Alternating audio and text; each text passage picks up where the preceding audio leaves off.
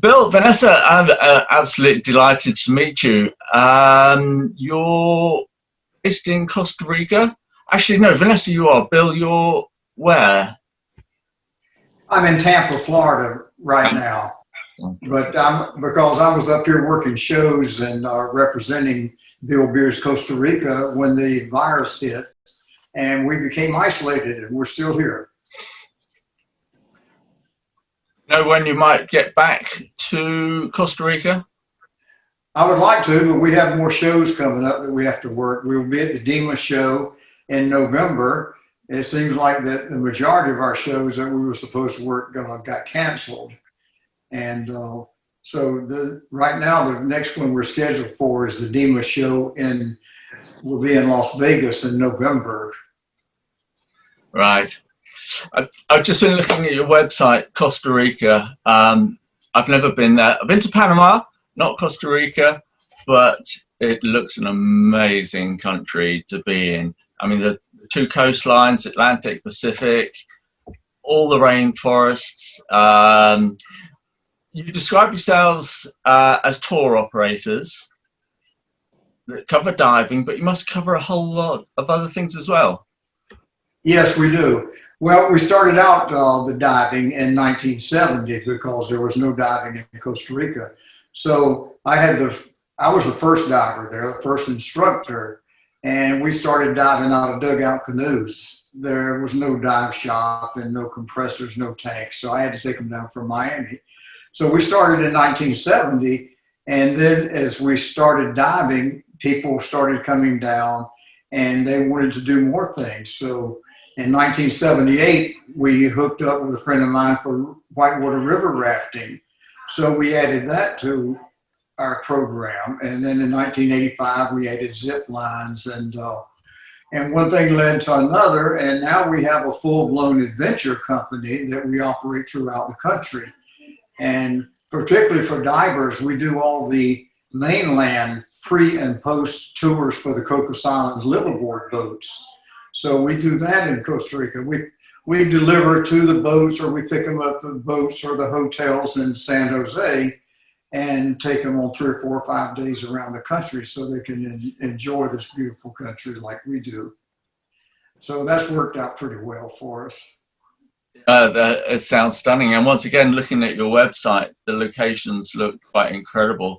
So taking Atlantic side or Pacific side, you got a favorite between those two? I mean, I would imagine the Pacific side has got more wildlife and more dramatic diving. Would that be right?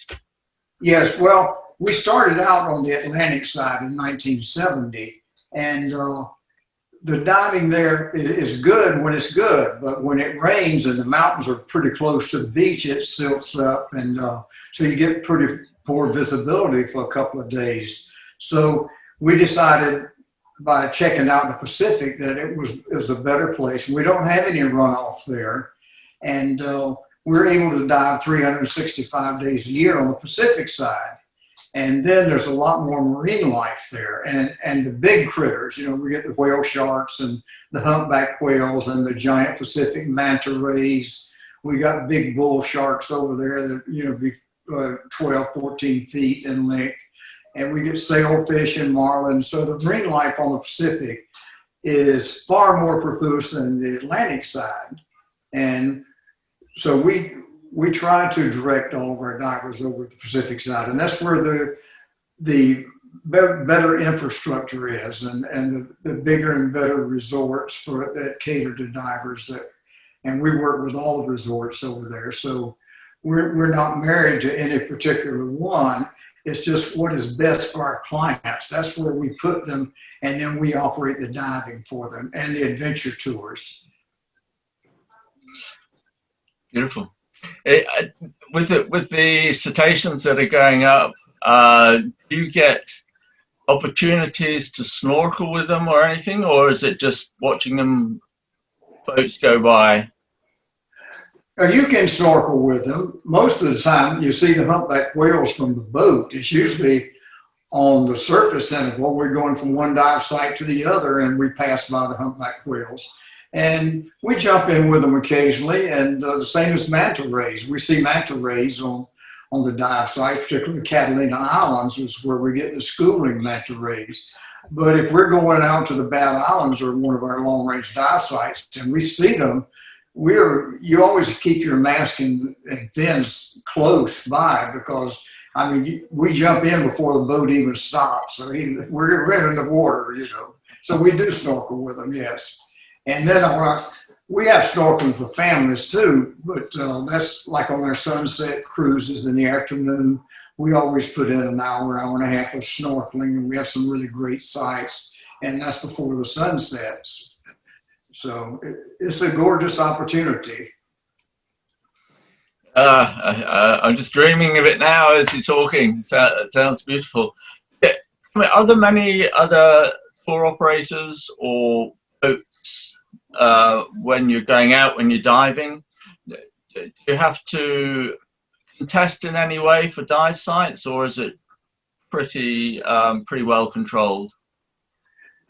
Well, we have about 41 local dive sites that we use, and we discovered all of them. We named them all, and then we have a mid-range dive at the Catalina Islands called Isla de Catalina, and then we have the Murciélagos, which is called the Bat Islands, and that's our long-range dive. That's about 30 miles offshore, and that's where we have the big bull sharks, and it's a cleaning station, and we've been diving with them for about 45 years now, and they're beautiful, and we have some really large ones out there.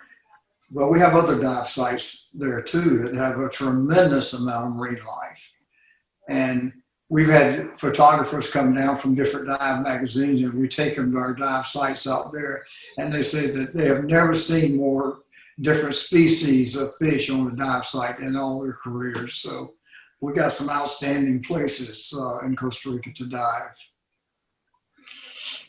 Actually, how long have you been diving? And Vanessa too, I assume you dive.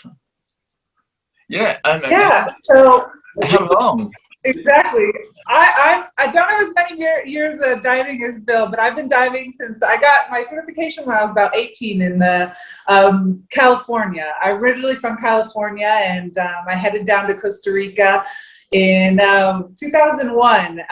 We originally started a whitewater rafting business, and then it kind of morphed into everything else. And so now we're as well the dive industry. So yeah, I've been diving for quite a few years now, over 25 years, and it's beautiful. As Bill says, the waters here on the Pacific side are just teeming with marine life, and that's really the draw and makes it one of the most unique locations in Central America for diving as well. So you see a lot when you're down there. So that 25 years, has that all been in Costa Rica? Pretty much. Yeah. I did a little bit of working with some travel companies, doing some touring with groups through Central America. So bringing groups down from Mexico, or from Mexico down to Central America. So I did a little bit of traveling in there as well, but most of the time has been here in Costa Rica, yes. Do either of you get to go out with your groups, or are you pretty well office bound during the seasons? That's the unfortunate part. You know, I came to Costa Rica thinking, wow, it's going to be amazing. I'll spend my days in the rainforest or diving, but it does involve a little bit of office work as well. So I often find myself more in the office than I would like to get out, but I try to do so as much as possible. As well, I've got 2 young kids. I'm hoping to get my 12-year-old certified as soon as possible, so we'll be able to explore a little bit more as a family as well in the near future. Was I seeing on your website that you have a dive shop as well where you train people? Is that right? Yes, we certify divers. We mostly give a PADI certification, but we can certify for any agency. But yeah, we get a lot of people come down on their honeymoon and get certified while they're down, and a lot of families come down and get their children certified when they're 10 years old. And sometimes we've had 3 generations that we certify at one time. And so it's really because there's some good calm, safe diving for people that want to learn how to dive. And what a great place like Costa Rica. I mean, you're diving, you learn to dive in the Pacific Ocean of Costa Rica. That's just really something amazing and something that you can brag about. So how many people do you actually get per year, roughly? I couldn't understand, you broke up on me, but oh, sorry. So how many people diving do you get each year? Just a rough idea. Well, probably 12 to 1,500, probably something like that. Yeah, it depends. You know, we get a lot of groups down there, and most of our groups now run about 16 or 18, possibly 20. Back in the old days when Costa Rica was a really new destination, we used to get larger groups of 40. But we have had, and actually Vanessa had on one, there was probably 120 divers in one group. So, but we can do that. We can handle 2 divers up to 200 divers, which we did with NABS. We had 174 with the NABS summit down there. And we have the boats, we have the tanks, we have the equipment. So as they say, no group's too small or no group's too large for us to handle. But to get back to the snorkeling, one thing I did want to mention is when the humpback whales are there, which we get 2 migrations a year, they're usually accompanied by pilot whales and orcas. So it's usually you'll see an orca or a pilot whale. It's a school of pilot whales accompanying the humpback whales. And you can easily jump in with those. Actually, last week, I got some video from there, and the diving was just unbelievably good. They had manta rays, they had 2 whale sharks on the Bad Islands, and they had the pilot whales and the humpback whales and manta rays. This is all, and big bull sharks again. So this was all last week. It was just absolutely amazing. You look like 2 people that enjoy your job a great deal. Oh, we do. I know Vanessa loves it, and I do too. I do. You know, each day is different here in Costa Rica, and there's so much to see below and above the surface. That's what really makes Costa Rica a unique destination. It's great for divers, non-divers, and people who really want to have a complete trip, not only diving, but also see so many land-based wonders here in Costa Rica. It's really an amazing country. The people are so friendly, so warm, and it keeps people coming back year after year. So. Actually, where do those people come from? Where's your main demographic? Where they, I assume North America? Yeah, I'll jump in here.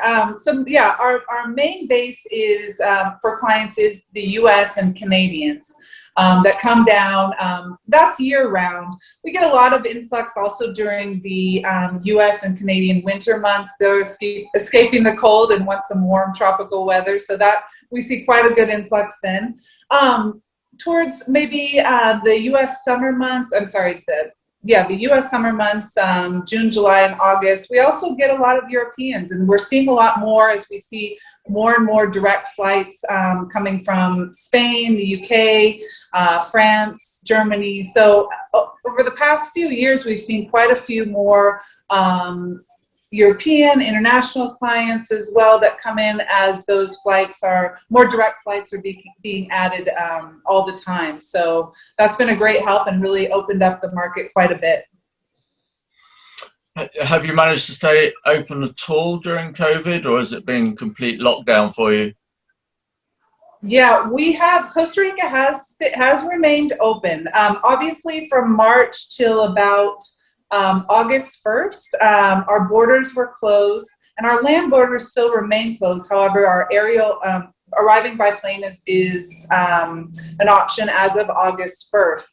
As of November 1st, from August 1st to November 1st, we had a tiered opening, and as of November 1st, we're completely open to all travelers around the world. So Costa Rica's got a lot of great protocols intact, and we're doing a really great job of keeping our numbers low, and it's been helpful in starting to restart tourism here in Costa Rica. So as of November 1st, yes, all visitors welcome.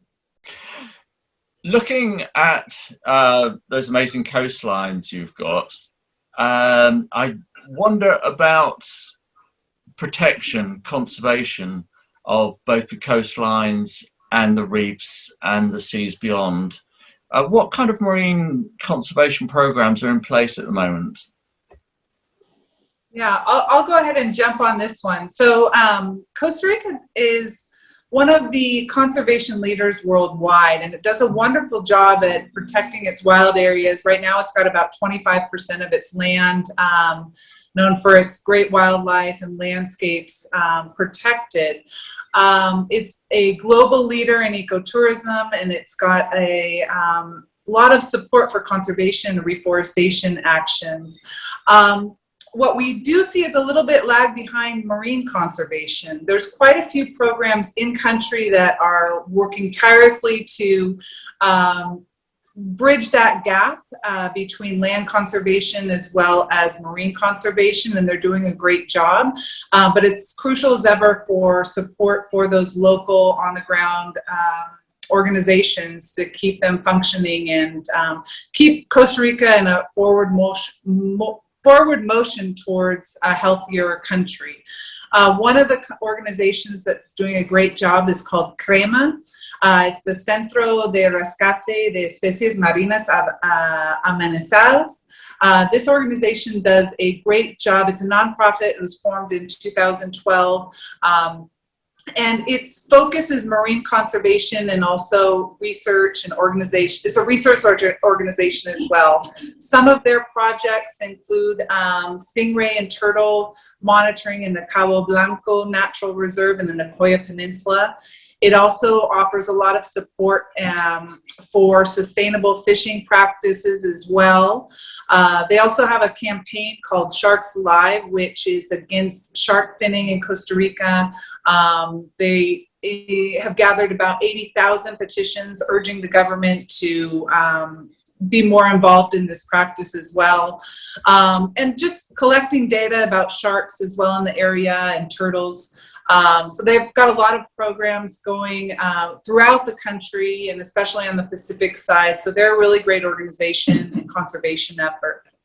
There's a lot of other organizations that also focus on saving the turtles as well. Turtle conservation, on both coasts, not only in Tortuguero, but on the Pacific side as well, where we've got two major nesting sites. Organizations like Save the Turtles, ASTOP, which is the Association for Salvando las Tortugas en País Misma, and as well as other small organizations as well, really joining forces to for turtle conservation in Costa Rica. The Marine Conservation Costa Rica program out of Capos is also a nonprofit focused mostly on the Central Pacific area, working towards education and action. Also, they have a reef restoration courses and internships available as well. And then there's a lot of land-based conservation efforts as well, things like TT conservation, which is focused on the TT monkeys, and a lot of specialties throughout the country. So there's a lot of conservation efforts, a lot of grassroots organizations that are really doing a great job, again, to really stay in line with Costa Rica's reputation for being an ecotourism leader. And these groups, are they getting a lot of support from local people and government? Yes and no. They work with the local government authorities, and there's definitely a mindset of creating a team between government forces as well as grassroots organizations. There's a lot of work to be done. It's not perfect, and a lot of the regulations that are put in place sometimes, not all, but sometimes go unenforced. So it's really working daily, on a daily basis with the government organizations to make sure that regulations are enforced and we're all on the same page of moving forward as well. Yes, so important, so important. It's great to hear so much is happening. That's fantastic. Bill, for the years that you've been diving there, have you noticed very much difference from when you first went to now in the marine world? I have. I think that due to what we did in the private sector, that the marine life has grown tremendously. And but I can tell you the story. When we first started over there on the Pacific side, and probably around 1975, there were some people doing tropical fish collecting, and there was no second stages or regulators, so they were free diving and using quinoline to stun the tropical fish, and they would capture them into seahorses and things. And so I had no dive masters, I had no instructors over there. I mean, I was right by myself, and so I got to know some of the local divers, and I convinced them that if we just started showing those tropical fish to the tourists, then we could show them over and over again and make more money that way.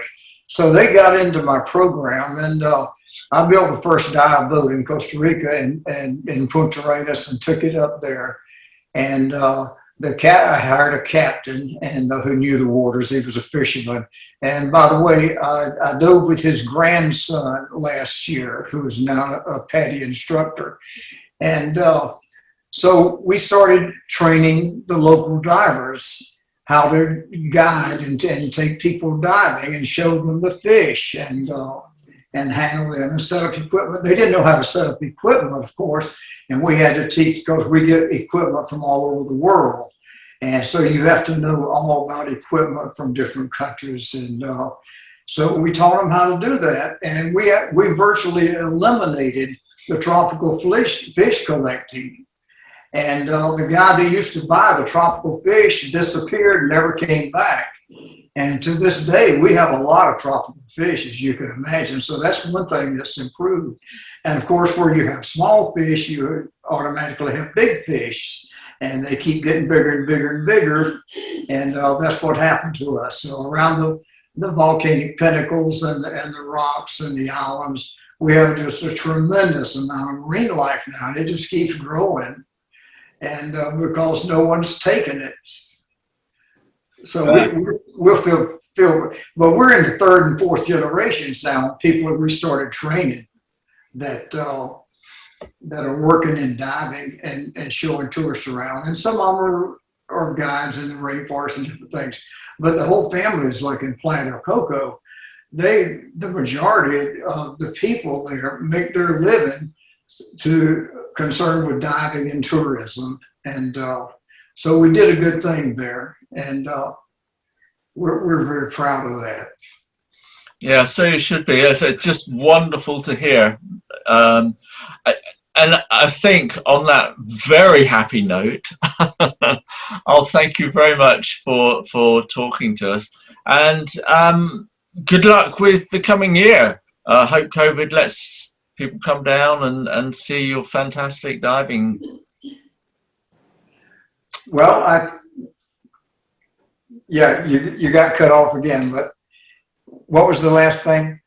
Oh, I just said I hope this year works out well for the diving and people coming to visit. Oh, I hope so too. I think that I think it's going to increase now that the virus is going down a little bit, and we're getting direct flights from Gatwick and Frankfurt and Madrid and Zurich, and we have so many direct flights, nonstop flights going to Costa Rica now that it's so easy to get there.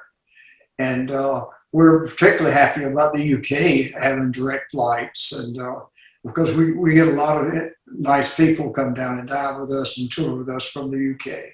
Yeah, that's great. I hope I'm one of them one day. Well, look, thank you again, and I'll wind it up there and say goodbye. Well, thank you very much. It's a pleasure to meet you. We really appreciate the opportunity. It's very nice. Thank you. Thank you, Bill, Vanessa. Bye.